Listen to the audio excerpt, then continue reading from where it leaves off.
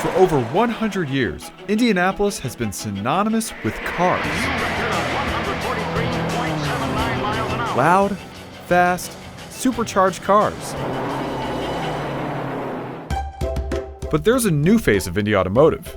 And while it's just as sleek and high-tech as the cars at the Indy 500, it's a whole lot quieter and more efficient too. I spent 23 years in the Marine Corps, so I was in the Gulf War, did lots of different things. When I was in the Gulf War, there's no question what we were doing over there. We were maintaining the flow of oil throughout the world. Transportation is the last discipline where oil is used at the level that it is. If we tamp that down to a certain level, we change the world, absolutely change the world. Indianapolis has become a champion of electrified vehicles. They recently launched BlueIndy, the first all-electric car sharing program in the country. So if you look at the average number of trips that our Blue cars make per day across an entire year of usage, we could be saving as much as 500,000 gallons of gasoline just for Indianapolis. Not only is the cost of that significant as far as savings, but it's also an environmental impact. Eventually we'll have 200 stations and we'll have 500 cars in our Blue car fleet. So it's growing fast.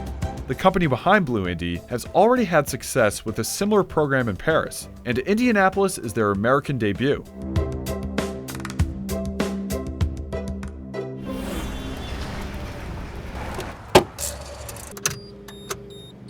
Here we go. I had been thinking about selling my car for probably a year, but there was a missing link. I just didn't have all the pieces in place, and when this program was announced, I thought, that's it. BlueIndy is like a city bike sharing program, but with electric cars. You use the app to reserve a car nearby, pay for the time you use it, and return it to any other open station. When I sat down and just looked at my finances, no doubt about it, I'm saving money. And now I am so much healthier by giving up my car.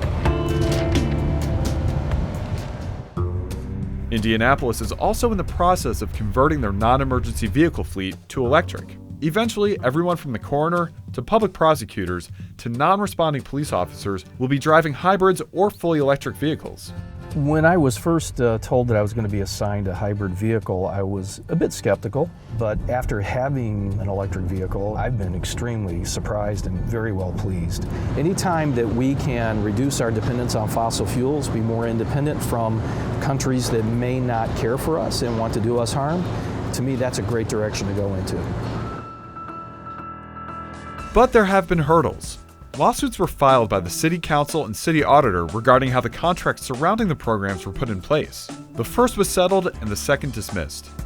Despite the political difficulties, the city now has over 240 BlueIndy cars and 2,200 current members using the service.